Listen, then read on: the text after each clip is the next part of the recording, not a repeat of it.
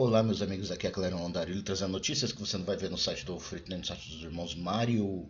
E eu vi isso aqui pelo Culture Grave. Kevin Feige teria dito aos colegas da Marvel que assistir a cada novo projeto do MCU começou a aparecer mais uma lição de casa do que entretenimento. E pela Wall Street Journal, eu verifiquei e é verdade. Disney queria mais da Marvel, agora quer menos. O estúdio de super-heróis está reduzindo a produção de TV e corrigindo sua programação de filmes depois que os fãs perderam em enredo. O chefe da Marvel Studios disse recentemente aos colegas que assistir todos os novos filmes e programas da TV da gigante dos quadrinhos começou a parecer mais uma lição de casa do que entretenimento. O problema, reconheceu Kevin Feige, é que, no esforço para satisfazer a empresa-mãe Disney, fome de conteúdo em seu serviço de streaming, que é o Disney Plus, o estúdio por trás dos Vingadores produziu muitos filmes e programas com histórias interconectadas. Mentira! Não são interconectados, eles não tinham plano nenhum. A enxurrada de material do universo cinematográfico da Marvel sobrecarregou e, por um fim, alienou os espectadores. Também esgotou os recursos de Feige e sua equipe, diluindo a qualidade de sua produção, as vendas de bilheteria, a popularidade no streaming e a posição antes intocável da Marvel na cultura pop sofreram. Agora a Feige está liderando uma reformulação interna com o objetivo de colocar o estúdio de volta aos trilhos. Marvel está produzindo menos séries de TV com histórias independentes que não exigem conhecimento prévio do MCU. Feige está focado em consertar a programação cinematográfica do estúdio após fracassos recentes como Capitão América Admirável Mundo Novo. Agora eles estão admitindo que é o fracasso, você percebeu? Espera um pouquinho que eles admitiram que agora é o fracasso. Lembra que eles falaram que estava indo bem? Mas agora estão admitindo que é um fracasso? Eu falei pra você, espera algum tempo e as mídias começam a falar a verdade, inclusive os youtubers grandes. O primeiro ano de teste da sua redefinição chegou essa semana com Thunderbolts, sobre uma equipe de ajudantes fracassados e outros personagens de segunda categoria que salvam o mundo na ausência dos Vingadores. A primeira bilheteria, o que colocaria no patamar mais baixo entre os lançamentos da empresa. O Thunderbolts está para sair mais baixo até que Capitão América, viu? 4, né? Então, ainda assim, as críticas de Thunderbolts têm sido positivas. Sim, são positivas para quem assiste. A questão é que as pessoas desistiram. Elas não têm mais vontade de pagar o seu dinheiro para assistir mais um slop da Marvel. Papa Feige. Feige, de 51 anos, é amplamente reconhecido como produtor de cinema mais bem-sucedido da Hollywood moderna. Mais ou menos. Depois de começar como assistente de produtor da X-Men, vai falando dele. Durante o auge da Marvel, na década de 2010, Feige esteve fortemente envolvido no desenvolvimento dos filmes. Mas também Ike Perlmutter também. Ele não estava fazendo sozinho. Ele estava fazendo com Ike e o grupo de fidelidade da Marvel lá, que era feito, né, a equipe para manter a fidelidade às histórias da Marvel, que ele desfez pós Guerra Civil. E aí ele pôde manipular as histórias da Marvel do jeito que quisesse. E estava sozinho. E na fase 4 e 5 ele não tinha a menor ideia do que fazer. E aí aconteceu o que aconteceu. Vai falando mais MCU. Logo após o Ultimato, a equipe criativa começou a se reunir em seu escritório no estúdio Disney para descobrir o que o MCU poderia fazer em seguida. No prédio executivo próximo, a alta liderança da Disney tinha outra prioridade. O CEO Bob Iger estava lançando o Disney Plus como resposta à Netflix. Ele precisava de muitas séries novas para o projeto e contava com a Marvel para fornecer muitas delas. Lembra que eu falei que o foco foi fazer séries slop para Disney Plus, porque era a ideia do Bob Iger?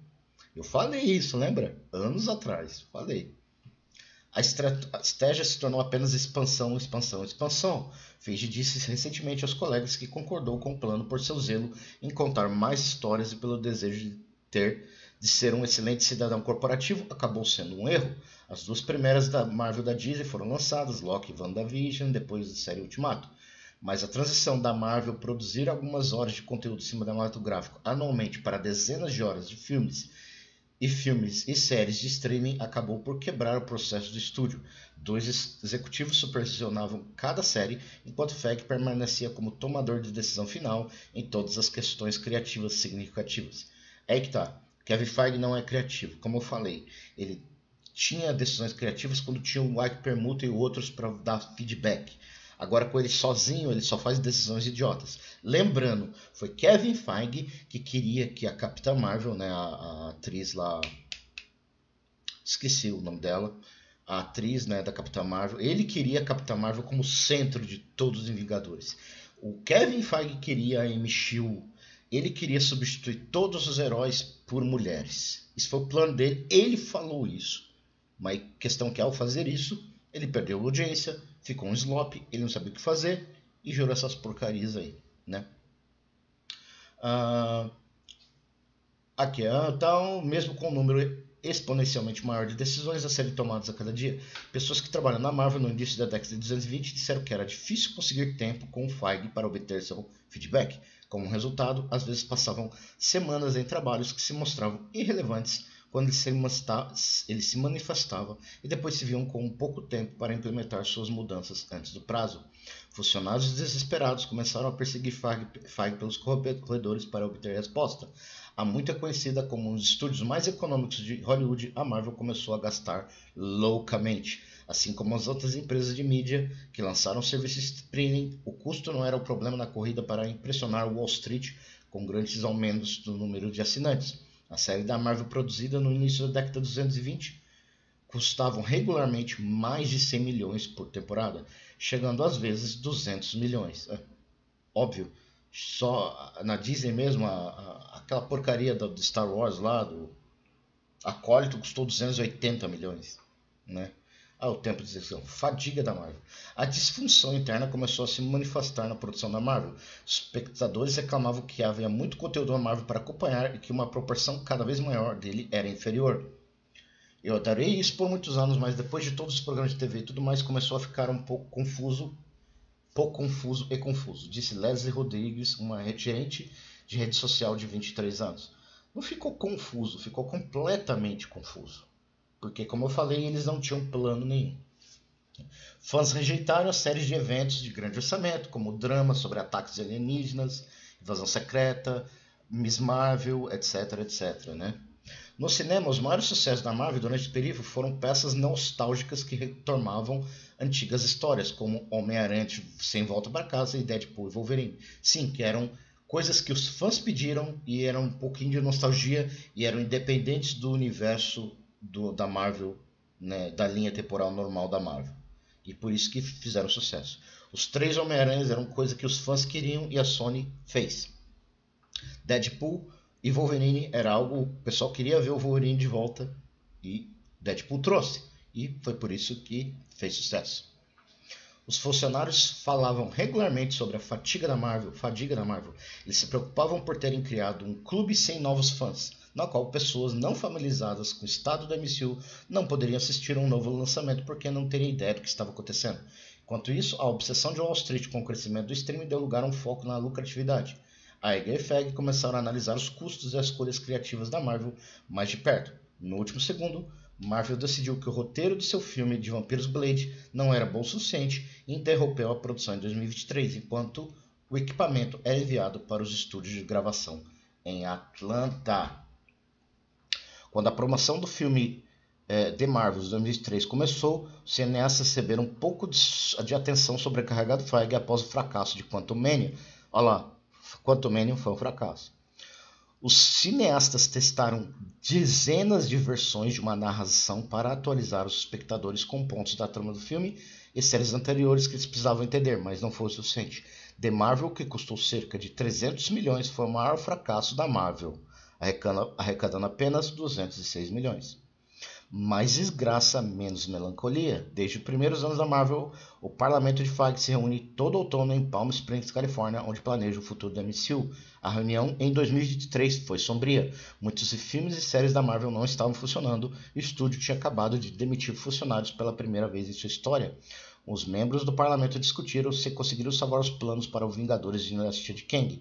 E também falavam sobre uma nova estratégia de TV na qual as séries teriam tramas separadas do MCU, tornando-as mais fáceis de entender para os novos fãs. A empresa decidiu reduzir significativamente a produção televisiva. A quantidade, no nosso caso, diluiu a qualidade, e Marvel sofreu muito com isso, disse a Iger na cúpula da Deal Book do New York Times em novembro. A Marvel lançará apenas uma ou duas séries live action para streaming por ano a partir do ano que vem e já comentou várias temporadas de algumas delas para suas histórias possam continuar sem passar pela tela grande. A principal prioridade da Marvel é garantir que os próximos 2 Vingadores estendam o histórico da franquia, que proporcionou 4 dos 5 filmes de maior bilheteria da empresa. Feige vinha conversando há mais de um ano com Robert Downey Jr., que interpretou o Homem de Ferro e adorado pelos fãs, sobre seu retorno à MCU. Eles discutiram a possibilidade dele interpretar o Doutor Destino, um dos vilões mais conhecidos da Marvel nos quadrinhos, mas ainda não havia definido onde e qual filme. Os executivos da Marvel concluíram que Downey era a solução para o problema dos Vingadores. Eles renomearam o filme de 2026 para Vingadores Apocalipse, com a sua maior estrela no papel do título. Feige também recontratou Anthony e Joe Russo, que dirigiram Downey em Vingadores Ultimato. Trazer de volta o talento para trás do sucesso de bilheteria para uma sequência é uma das propostas mais caras de Hollywood, mas pessoas que trabalharam com Feige dizem que ele gosta de recorrer às pessoas com quem confia, principalmente em momentos de emergência. Para deixar os fãs animados com o novo plano, eles apareceram com Robert Downey Jr. lá. Bababá. Em sua introdução, exibição, diretor diz, faça diferente, bababá, mesma coisa, Thunderbolts. Assim como quando Marvel Studios começou, Feige tem uma visão ampla para o futuro de sua empresa nas telonas. Os próximos filmes dos Vingadores devem apresentar os X-Men, uma das equipes super-heróis mais populares da Marvel, ao MCU. Feige disse aos colegas que tem um plano de 10 anos para os personagens. Eu não acredito nesse plano não, viu? Porque ele dizia que o plano dele para fase 4 e fase 5 é que ele não tinha plano. O único plano que ele tinha é que Capitã Marvel ia ser o centro dos Vingadores e que ele ia colocar mais mulheres como heróis. A proporção era sempre, todo herói tinha que ter pelo menos 2 mulheres na história. Então, se o personagem principal era um homem, tinha que ter automaticamente 2 mulheres na história. Se você duvida, pega lá Doutor Estranho 2, Homem-Formiga 3, Homem-Formiga 3 e todos os outros filmes em seguida. A proporção é sempre a mesma. Então, ele queria um MCU, ele queria forçar essa barra. E, obviamente, falhou. Ele focou na agenda e falhou miseravelmente. Agora ele vai tentar diminuir e tentar se recuperar de onde ele parou. Ele vai conseguir? Provavelmente não. Eles podem ganhar dinheiro com os últimos Vingadores, mas eu acho que aí vai ser o fim. Ninguém mais vai querer ver mais Vingadores. A não ser que ele crie uma ideia absurdamente criativa, o que eu duvido muito. Mas e aí você, o que vocês acham? Vocês acham que a Disney ainda tem chance de continuar com a Marvel? Eu já estou cansado de filmes de heróis, tá? Principalmente esses flops da DC e da Marvel. Para mim tem que acabar. Mas o que vocês acham? Ainda tem chance? Bem, gente, segue aí, me avisa o que vocês acham aí nos comentários. E a gente se vê outro dia. Tchau, tchau.